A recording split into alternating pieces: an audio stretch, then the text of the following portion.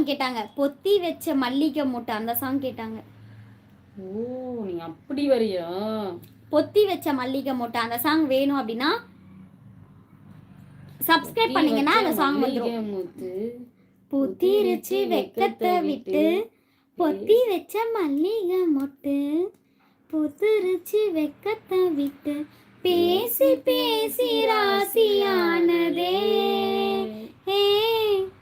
மாமன் பேர சொல்லி சொல்லி ஆளானதே, ரொம்ப நாளானதே, ஆளானதே, ரொம்ப நாளானதே.